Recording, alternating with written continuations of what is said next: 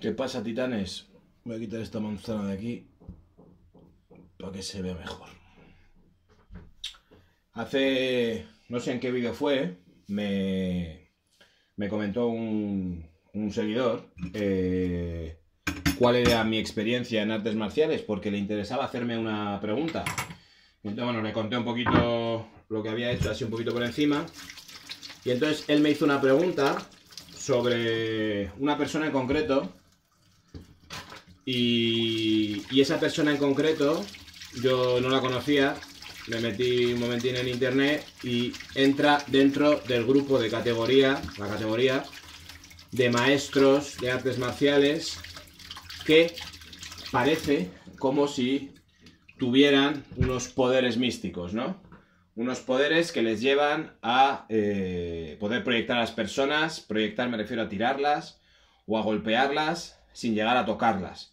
Es decir, a distancia, ¿no? Esto es algo que sale como en las pelis de los chinos, pero llevado a la realidad.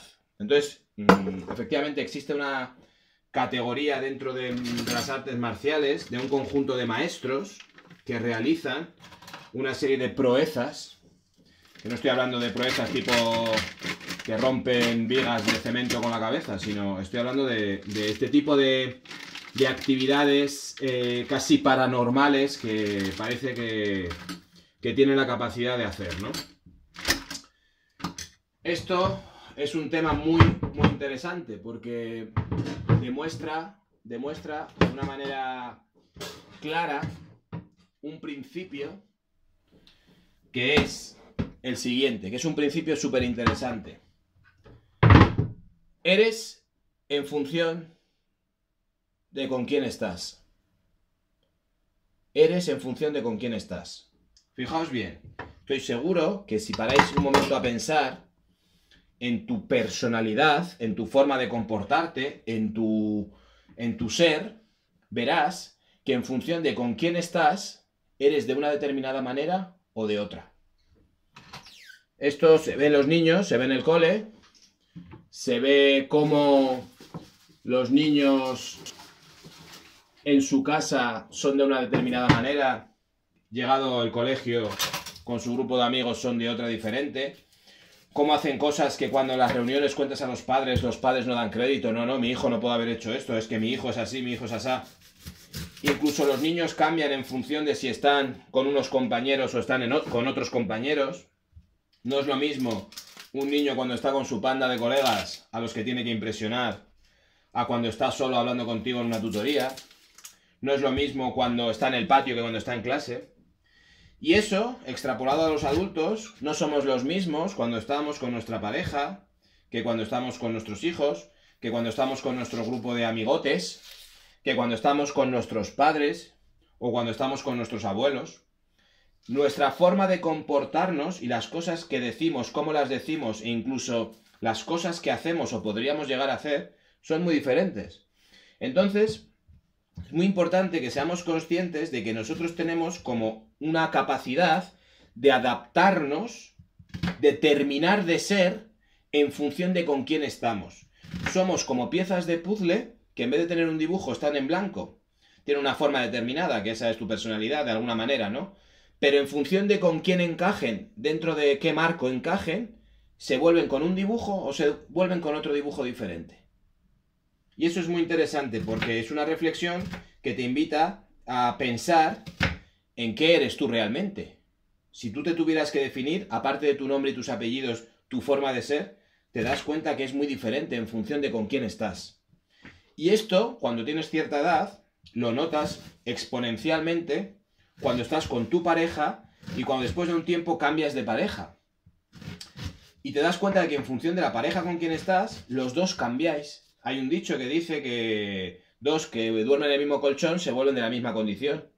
Todos estos dichos tienen mucho trasfondo y invitan a mucha reflexión, y es verdad. Entonces, muchas veces nosotros somos... Imagínate una persona de 50 años que lleva 20 años con la misma persona, estas dos personas se han ido haciendo el uno al otro. A mayores también, pues tienes tus ambientes de trabajo, tus ambientes de diversión, de ocio, tu gimnasio, tú lo que sea, ¿no? Entonces, en función de cada cosa, yo veo a mucha gente en el gimnasio que llegan en grupos incluso de edades dispares, que entiendo que se han conocido en el gimnasio y tal, y tienen ya sus roles, tienen ya su forma de hablar, su forma de hacer, sus chascarrillos típicos, sus tal y cual, y luego estoy seguro que cada uno cuando se va a su casa o se va a su trabajo o se va a su tal, pues que no estoy diciendo ni que esté bien ni que esté mal, simplemente decir que efectivamente somos muy diferentes. Yo tengo una hija de 3 años y es muy diferente cuando está con su madre, que cuando está conmigo, que cuando está con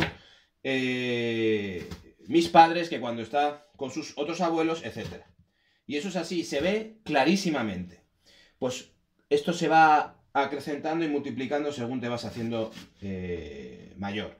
Somos seres sociales, acabamos de ser, nuestra persona acaba de ser cuando está en sociedad, en grupo, con otras personas. Nos influimos y nos retroalimentamos y creamos una personalidad en función del ambiente donde estamos. Por eso hay otro dicho que dice, dime con quién vas y te diré cómo eres. Eso viene a decir un poco que no solamente si eres macarrilla vas con macarra, sino que el hecho es, ese refrán viene a corroborar lo que estoy diciendo, el hecho es que en función de con quién estás eres de una determinada manera o de otra. Hay gente que tiene más personalidad, entonces transporta una serie de características inamovibles en función del sitio donde está, y hay otras personas que tienen nula personalidad y en función de con quién están son capaces de hacer cualquier barbaridad. Eso se ve mucho en la adolescencia, ¿no? Cuando la personalidad está casi en pañales y se está haciendo, entonces, bueno, pasa lo que pasa, ¿no? Por eso es muy importante las compañías, porque acabas de ser en función de con quiénes estás o con quién estás. Pues bien, esto se ve claramente también en el mundo de las artes marciales, estas esotéricas que estoy diciendo. ¿Qué ocurre? Hay un grupo de maestros, yo no sé si por buena voluntad o mala voluntad o simplemente dentro de un campo de investigación o de trabajo suyo personal o lo que sea, empiezan a jugar con unos conceptos un poco, pues no sé cómo llamarlos, esotéricos, paranormales o lo que sea, porque en el mundo de las artes marciales es muy típico creer que existe como una especie de energía paranormal que te hace como tener una serie de dones, ¿no? Entonces esa energía incluso puede llegar a manejar a otras personas sin contacto físico, a distancia, etcétera y tal. Bueno, mi experiencia es la siguiente. Yo me he recorrido bastantes lugares y he conocido a bastantes personas porque las artes marciales, hasta he conocido las pesas, han sido mi único vicio, ¿no? Y entonces he tenido diversas experiencias. Y la experiencia más cercana a eso que tuve fue Evan Pantazzi, el que esté un poco metido en este, le sonará. Fue una persona que se hizo muy famosa a través de trabajar un concepto un arte que se llama Kyusho Jutsu, el arte que está enfocado a la presión, golpeo, bueno, conocimiento de los puntos más vulnerables del cuerpo. ¿De acuerdo? Entonces, los puntos vulnerables del cuerpo, todos podemos ver en primera instancia que pueden ser, por ejemplo, en el caso de un varón, ojos, garganta y testículos. En el caso de una mujer, ojos, garganta y, bueno, otras zonas, ¿no? Pero a mayores de eso, existe todo un mapa de puntos a lo largo del cuerpo, que están relacionados con los puntos de acupuntura en cierta medida y otros puntos no. Y esos puntos son puntos como débiles del cuerpo, ¿no? Entonces, esos puntos golpeados con un ángulo preciso, con un arma precisa, cuando digo arma no es lo mismo este puño, que este puño, que este puño, o que estos dedos, o que esta falange de aquí, o que la muñeca, o... Entonces, determinados puntos golpeados de determinada manera, en el ángulo correcto, con la presión adecuada, producen ciertos efectos. La combinación de esos puntos, es decir, si yo golpeo un punto después de otro, producen otros efectos. Y en la mayoría de los casos, esta gente lo que estudia es cómo buscar el KO con 2, 3 golpes o con 1, ¿vale? Entonces, bueno, son gente que efectivamente estudia en profundidad esos puntos sensibles del cuerpo. Hasta aquí no hay nada místico, hasta aquí no hay nada esotérico. Son puntos vulnerables relacionados normalmente con puntos, con salidas de nervios, con zonas más blandas, con zonas más delicadas, por una cuestión puramente fisiológica, ¿de acuerdo? Fisiológica. Bien, esta gente, sus conocimientos provienen de hace muchísimos años, de gente que practicaba, que buscaba y a veces no de manera muy correcta éticamente, los puntos vulnerables del cuerpo. Entonces, de diferentes maneras llegaron a mapear el cuerpo y realmente con una efectividad tremenda. El problema de estas artes es que después se ha demostrado que cuando se llevan a un combate real, con un oponente en movimiento, resistente, dinámico, pues son muy difíciles de aplicar, ¿no? Pero bueno, por ejemplo, para lo que es la defensa personal, lo que es el combate en la calle, lo que es la defensa personal para mujeres, lo que es el trabajo de reducciones de policías, etcétera, es muy interesante, porque no tiene nada que ver, por mucho que penséis que tiene que ver, no tiene nada que ver lo que es, por ejemplo, un combate dentro de un octógono de MMA con una confrontación real en la calle. Entonces, bueno, para algo deportivo no ha tenido mucho éxito, y para el tema de la defensa personal, pues dentro de una estrategia determinada sí que puede ser muy efectivo. ¿Vale? Pues bien, yo estaba haciendo una formación de esto con este señor en Madrid, y este es americano, ¿no? Y este había estudiado con George Dillman, que es el que introdujo todo esto a Occidente, porque antes era un conocimiento secreto de los chinos y los japoneses sobre todo, ¿no? Entonces Dillman introduce esto, es alumno de otro que se llama Oyata y demás, y bueno, introduce esto en Estados Unidos, y de Estados Unidos ya pasa a todo el mundo, y su discípulo Pantazi es uno de los que más ha traído esto a Europa. Total, que yo estoy en una formación con este hombre, y al final yo no lo conocía de antes, lo había visto por revistas y vídeos y tal, y me interesaba, pues al final todo el mundo acaba tocando esto, ¿no? Cuando llevas muchos años, pues tienes curiosidad, interés y acabas tocando esto. Total, que al final del curso se me acerca y me dice, oye, ¿te importaría que hiciese una demostración contigo de TOAT? TOAT es golpes a distancia. Y yo, bueno, yo estaba encantado, yo estaba flipado, y claro, por supuesto que sí, tal, no sé qué. Y la experiencia fue la siguiente. Paró todo el curso, tal, era ya concluyendo el curso. Yo durante todo el curso había tenido mucho contacto con él, se había acercado mucho, habíamos hablado mucho, etcétera. Entonces había establecido cierta relación con él, ¿no? Se acerca y a la zona de esta zona mía genera un golpe sin tocarme, quedándose a una distancia así. Y a mí lo que me pasa es como si me pagasen. Como si apagas el interruptor de la luz y te caes. O sea, fulminante. Fulminante. Caí redondo, entonces inconsciente, unos segundos, me despertaron, unas típicas collejas que dan para despertar. Y bueno, pues fue una experiencia fantástica. Esto estoy hablando de hará pues 2004, por ahí más o menos, o 2005, ¿no? Vale, después he conocido a otras personas y después he conocido a otros maestros, ¿no? ¿Y cuál es mi conclusión? El 99,99999% de las personas y de los maestros que trabajan todo esto se fundamenta puramente en el principio que he explicado al principio del vídeo. Eres en función de con quién estás. ¿Me explico? Esto funciona si hay una voluntad por parte del discípulo de que funcione. Porque al final, el maestro lo que hace es poner un aliciente para que una reacción natural pase en tu cuerpo. Un desmayo. No es que lo provoque él desde el exterior como tal en contra de tu voluntad, sino dos voluntades se unen y el maestro es capaz de dejarte cao porque tu voluntad es tan poderosa, tu cerebro y tu sugestión es tan poderoso que desconectas. O sea, vamos, yo insisto que hay fulminado.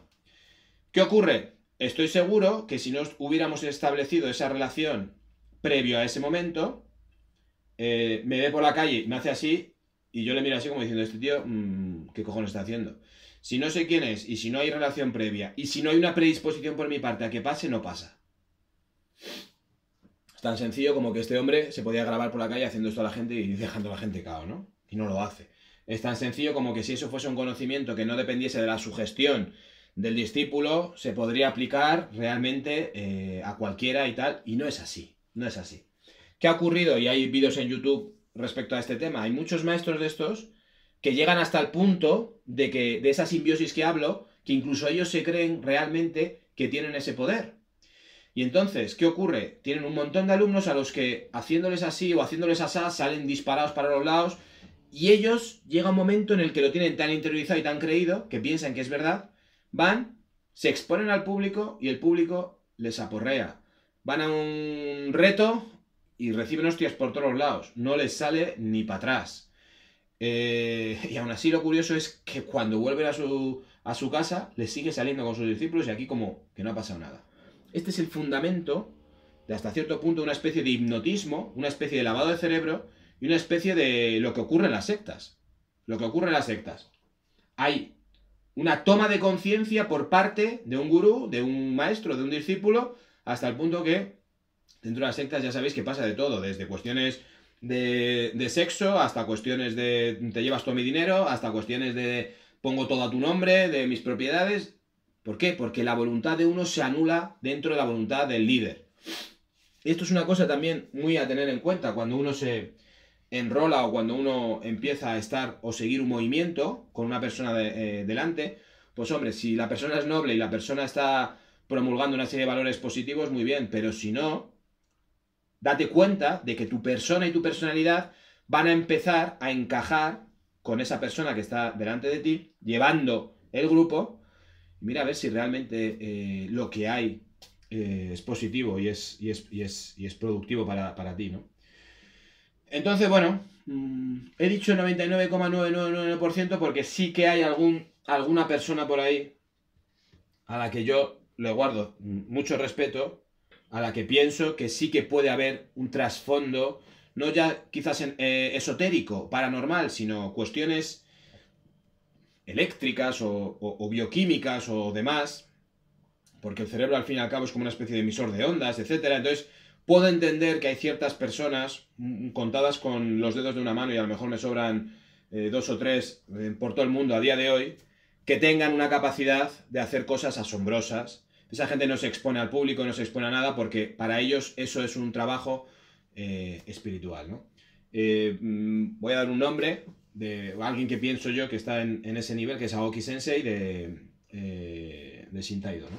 Pero bueno, sin más, no lo conozco en persona, pero intuyo que si puede haber alguien, por ejemplo, que realmente pueda hacer ciertas cosas, entre comillas, milagrosas, pero que desde mi punto de vista están basadas en ciencia, que quizás todavía no tengamos suficiente conocimiento para explicar cómo es, yo no creo que haya nada esotérico ni paranormal, sino que es algo biológico, químico, eléctrico, llámalo como quieras, pero al fin y al cabo lo que hay en nuestro cerebro es electricidad, entonces bueno, por ahí va la cosa. Todos estos 17 minutos de vídeo que he querido decir, que he querido explicar, que bueno, que siempre acabamos de ser en función de dónde estamos, con quién estamos o con quiénes estamos. Entonces nuestra personalidad depende mucho, nuestra forma de entender, de llevar, de ser, depende mucho del grupo, de las personas con los que estemos. Y para bien y para mal. Y para bien, es muy interesante también los grupos, por ejemplo, de ayuda de gente que se detecta una enfermedad, un trastorno, o las personas que tienen una adicción, etcétera. ¿Por qué en grupo? Porque como dice el encantador de perros, este César Millán, la manada tiene un poder tremendo sobre tu ser. Entonces, a veces cuando uno no puede hacer las cosas solo, o se siente decaído, es el momento de decir, necesito una manada nueva, o necesito enrolarme en un sitio donde haya un grupo de personas que estén haciendo algo que yo quiero hacer. Búscate un grupo de runners, búscate un grupo de gente que haga pesas, búscate un grupo de gente que haga senderismo, que haga no sé qué. Y estando con ellos, tu persona va a cambiar. Para bien, si es lo que tú quieres, es eso. ¿Vale? Y a la vez, ten cuidado cuando estás en grupos de personas que están depresivas, que están enganchadas al alcohol, que todas las tardes tienen que pasar por el bar antes de irse a su casa, que no sé qué. Si tú estás en ese ambiente de bares, tú vas a estar en ese ambiente de bares y va a ser muy complicado que aunque tú veas que eso no es, esa manada te está tirando a eso. Y cuando tienes 16, 17 años, tremendo, pero es que pasa igual con 40. Entonces cambiar un poquito la manada de vez en cuando, buscando crecer o probar o sentir algo nuevo, es muy positivo. ¿Vale? Hasta aquí le tenemos que dar vueltas y no tenemos mucho tiempo para cambiar de manada o para despertar y para abrir los ojos o para cocinar porque la muerte la tenemos ahí detrás, justo a la izquierda. Una cosita así. Yo a veces hago así y me alejo un poco más. Hala, buen día.